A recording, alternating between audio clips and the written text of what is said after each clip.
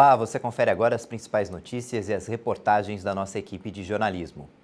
A farmacêutica Moderna anunciou que sua vacina anti-Covid tem 96% de eficácia em adolescentes de 12 a 17 anos que receberam pelo menos uma dose. Os resultados foram obtidos após os primeiros testes clínicos nos Estados Unidos, onde 3.235 pessoas participaram do estudo. 2/3 do grupo receberam a vacina e 1/3 um placebo. O relatório indicou ainda que as análises incluíram 12 casos de Covid a partir de 14 dias após a primeira dose. O laboratório americano informou que, como em adultos, os efeitos colaterais mais comuns foram dor no local da injeção, dor de cabeça, fadiga, dores musculares e calafrios. A Moderna também informou que estava discutindo com autoridades uma possível emenda à autorização da vacina, que até agora é administrada a maiores de 18 anos nos países onde foi aprovada. Especialistas veem a vacinação de adolescentes como a próxima etapa para parar a pandemia. A farmacêutica também iniciou em março os testes de sua vacina em crianças entre 6 meses e 11 anos. E um novo estudo em Israel apontou que a vacina da Pfizer tem 95% de eficácia contra a Covid-19. Os pesquisadores afirmaram que a vacina da Pfizer-BioNTech foi capaz de gerar mais de 95% de proteção contra infecções, hospitalizações e mortes pela Covid-19. O estudo, publicado na revista científica The Lancet, analisou os dados do Ministério da Saúde de Israel. O país, que conta com cerca de 9 milhões de habitantes, já possui mais da metade da população completamente imunizada contra o coronavírus. A eficácia da vacina foi calculada com base na taxa de reinfecção, hospitalizações e mortes nos indivíduos que haviam recebido a segunda dose da vacina há pelo menos 7 dias. Os resultados mostraram que a eficiência da vacina foi de 95,3%. A vacinação completa também se mostrou 96,7% eficaz contra o risco de morte. Já as hospitalizações tiveram redução de 97%. A vacinação já evitou a morte de quase 14 mil idosos acima de 80 anos no Brasil. Um estudo da Universidade Federal de Pelotas comparou dados de mortalidade do Ministério da Saúde com o número de imunizados. As vacinas contra a Covid-19 começaram a ser aplicadas no Brasil no dia 17 de janeiro e, em 3 meses, evitaram a morte de 13.824 idosos com mais de 80 anos de idade.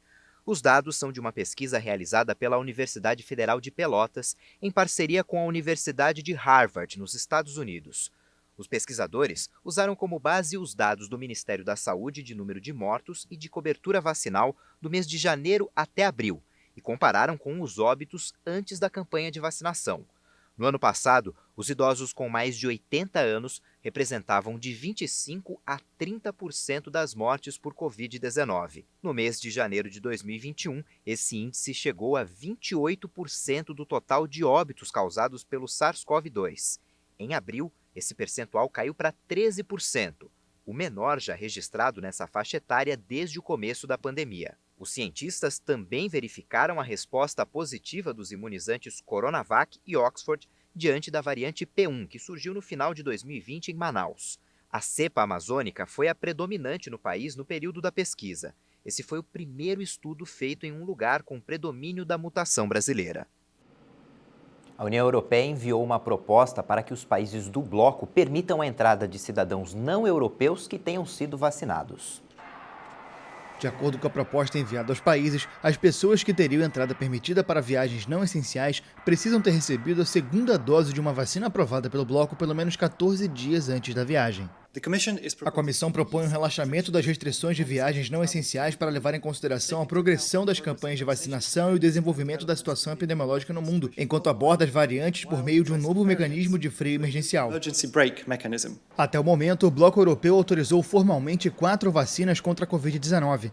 A da BioNTech Pfizer, a da Moderna, a da AstraZeneca e a da Johnson & Johnson. O governo antecipou o 13º salário dos aposentados. A primeira parcela começa a ser paga no dia 25 de maio. O decreto já foi publicado no Diário Oficial. A medida pode injetar cerca de 50 bilhões de reais na economia. Um decreto assinado pelo presidente Jair Bolsonaro confirmou a antecipação em 3 meses do pagamento do 13º salário para aposentados e pensionistas do INSS. também têm direito ao benefício segurados e dependentes da Previdência Social que recebem auxílio-doença, auxílio-acidente ou auxílio-reclusão. De acordo com o decreto, o pagamento deve ser feito em 2 parcelas, sendo a primeira agora em maio e a segunda em junho. Assim como aconteceu em 2020, a antecipação da remuneração extra é apontada pelo Ministério da Economia como uma ferramenta para estimular a economia, que enfrenta uma séria crise causada pela pandemia do novo coronavírus. O governo prevê injetar, com a medida, 50 bilhões de reais.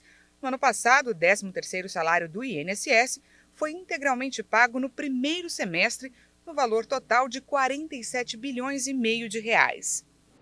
O endividamento dos mais pobres cresceu e bateu recorde. Mais de 20% dos brasileiros de renda baixa estavam com dívidas em abril. A redução do valor do auxílio emergencial e o mercado de trabalho afetado pela pandemia de coronavírus contribuíram para aumentar o endividamento dos brasileiros mais pobres. O patamar deu um salto e bateu um novo recorde. O levantamento do Instituto Brasileiro de Economia da Fundação Getúlio Vargas apontou que, em abril, 22% da população com renda de até R$ 2.100 se dizia endividada. Esse mesmo patamar de endividamento para a classe mais baixa só foi observado em 2016, quando o Brasil enfrentava uma crise. O estudo indicou que o endividamento cresceu para todas as faixas de renda, mas o quadro tem sido pior para os mais pobres, porque a capacidade desse grupo de guardar algum valor é bem menor. No ano passado, com as parcelas de R$ 600 do auxílio emergencial, muitas famílias conseguiram ter o mínimo para sobreviver durante a pandemia e até puderam equilibrar o seu orçamento doméstico. A fraca atividade econômica e do mercado de trabalho devem fazer com que o orçamento das famílias ainda continue bastante fragilizado. A produção industrial brasileira caiu pelo segundo mês seguido, puxada principalmente pelo setor de veículos automotores. Segundo o IBGE, em 12 meses, o setor acumula perda de 3%. A produção industrial no Brasil recuou 2,4% em março e registrou a segunda queda seguida. A baixa intensifica as perdas de fevereiro, quando foram interrompidos os resultados positivos de 9 meses. A retração da indústria em março alcançou 3 das 4 grandes categorias econômicas e 15 dos 26 ramos pesquisados. Entre as atividades, a maior pressão negativa veio de veículos automotores, reboques e carrocerias, com queda de 8,4%. Esse foi o terceiro resultado negativo no segmento, acumulando perda de 15,8% no período. A indústria concentra no ano um crescimento de 4,4% e nos últimos 12 meses registra queda de 3,1%. E apesar da perda de fôlego da economia neste começo de ano, a indústria segue como um dos destaques de recuperação. Depois do intervalo, a gente mostra que o Instituto Butantan recebe doação de plasma para tratar pacientes com Covid. A gente traz os detalhes já já.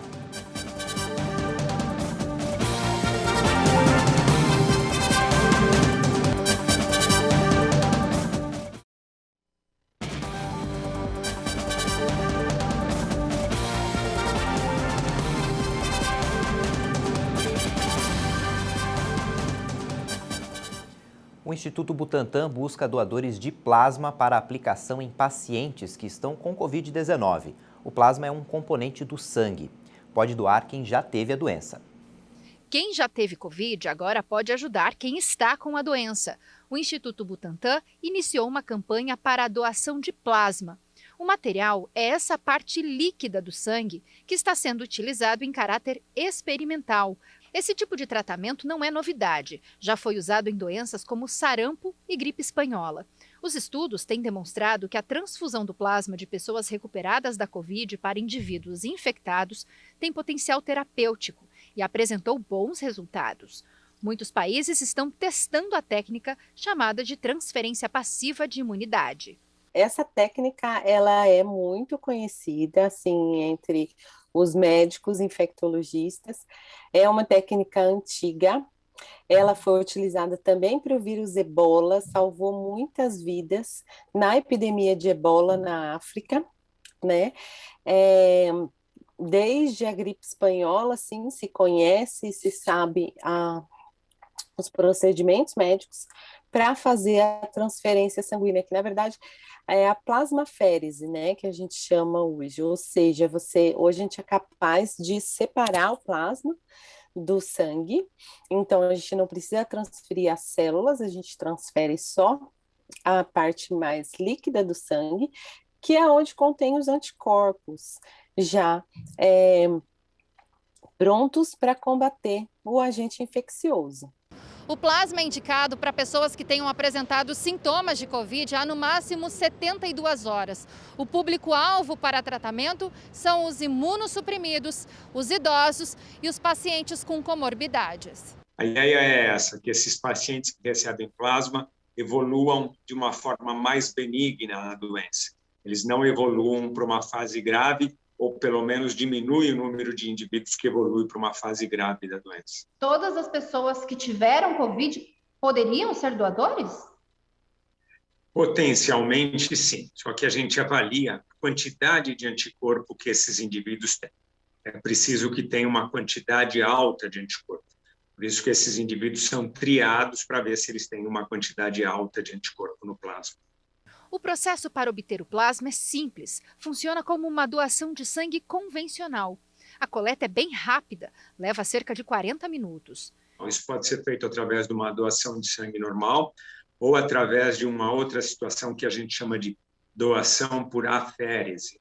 É uma máquina que você vai lá para doar e a máquina só retira o plasma e devolve o resto do sangue para o doador. São as duas maneiras. E a transfusão é uma transfusão de plasma normal, como uma transfusão de sangue qualquer.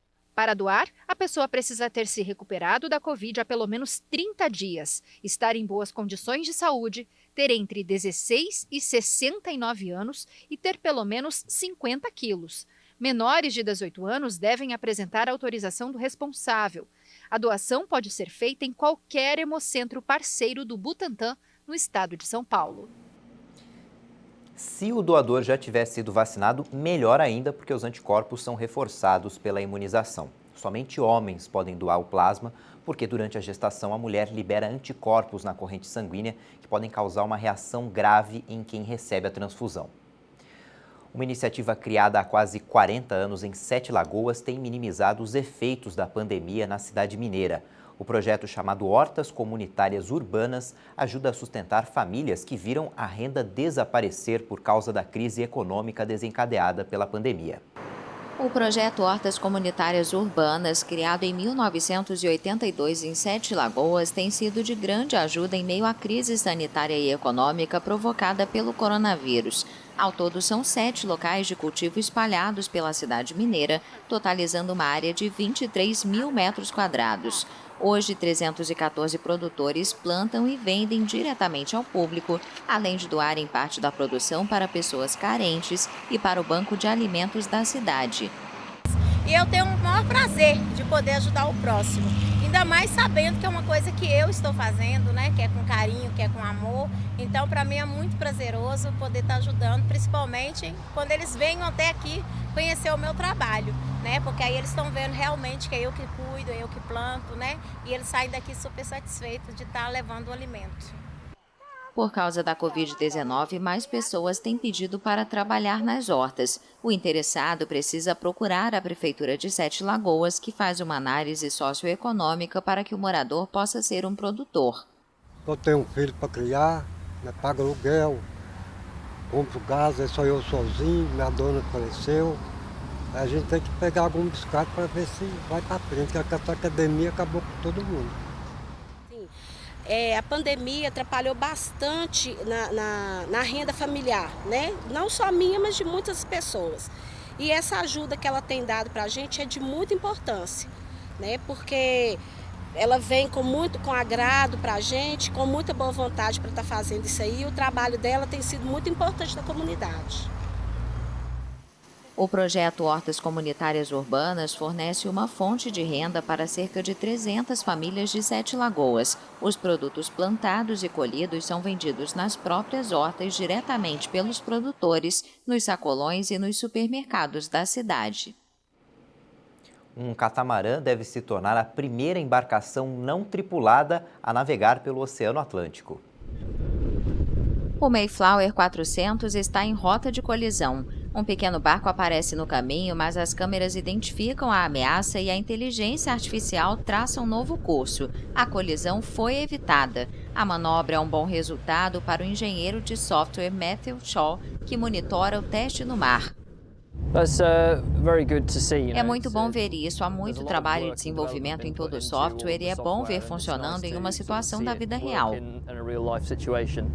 A equipe do Mayflower 400 espera que essa seja a primeira embarcação não tripulada a navegar pelo Oceano Atlântico. Seguindo o rastro do barco original que levou colonos da Inglaterra para a América há 400 anos, o catamarã vai navegar de Plymouth, no Reino Unido, para Plymouth, Massachusetts.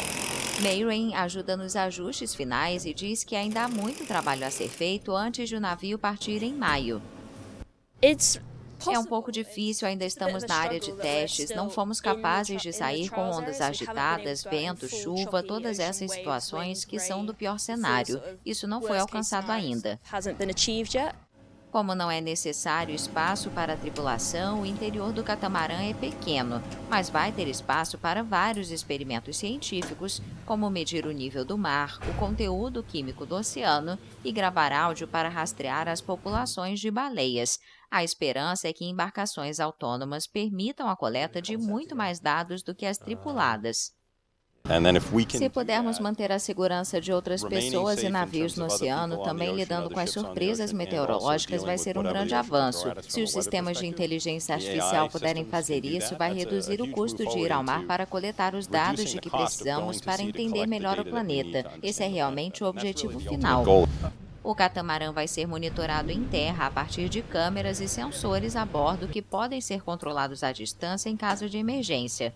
A inteligência artificial, que nesse caso é o capitão, foi treinada usando milhares de imagens e regras de prevenção de colisões com as quais aprende gradualmente. Não temos que mostrar a ela cada barco para ela entender que aquilo é um barco. Existem características comuns e isso se aplica às decisões que ela toma também. Portanto, há características comuns nos tipos de dados que ela pode aplicar a todos os cenários em que se encontra. A equipe afirma que não avalia no momento as aplicações comerciais da tecnologia, mas se a viagem de 3 semanas for um sucesso, o Mayflower 400 pode entrar nos livros de história, assim como o precursor histórico. Além das mortes pelo coronavírus, a pandemia também trouxe a crise econômica. No Rio de Janeiro, um projeto social contra a fome tenta minimizar os efeitos das medidas restritivas. Nos Arcos da Lapa, voluntários do projeto Covid Sem Fome oferecem almoço 3 vezes por semana. Então, hoje o pessoal está aqui, são voluntários de cozinha, a gente recruta eles por semana, são alunos da universidade e voluntários do Covid Sem Fome também. Eles entram aqui às 7 da manhã e saem mais ou menos 11h30, cozinhando de 300 a 200 refeições por dia, para a gente entregar para pessoas com vulnerabilidade alimentar. A população sem emprego e que trabalha na região da Lapa acaba sendo a mais favorecida pela iniciativa criada no ano passado. Tá difícil, tá ruim, esse estado tá ruim. E ajuda, a comida ajuda legal. É muito bom que nós precisamos desse apoio, entendeu? A pessoa que nos ajuda, porque hoje em dia tá difícil das coisas. Sem emprego, entendeu? O projeto Covid Sem Fome conta com doações para levar as quentinhas à população necessitada. Doações que diminuíram ao longo dos meses. Uma mulher do Mali, país africano, deu à luz a 9 bebês. Ela achava que estava grávida de 7, o que já seria uma gestação rara e difícil. Por conta de todos os riscos, ela foi transferida para um hospital de Marrocos. São 5 meninas e 4 meninos. Todos passam bem. Alima Cissé, de 25 anos e natural de Timbuktu, foi transferida no dia 30 de março de Bamako, onde estava em tratamento, para o Marrocos, para um melhor acompanhamento da gravidez considerada fora do normal. Os especialistas estavam preocupados com sua saúde e as chances de sobrevivência dos fetos. A mãe deu à luz por cesariana a 9 bebês, em vez dos 7 anunciados pelos resultados dos exames de ultrassom realizados no Mali e no Marrocos. Eles estarão de volta ao Mali daqui a várias semanas. Essa edição fica por aqui. Obrigado pela companhia. Você pode rever nossas reportagens no YouTube. Tchau.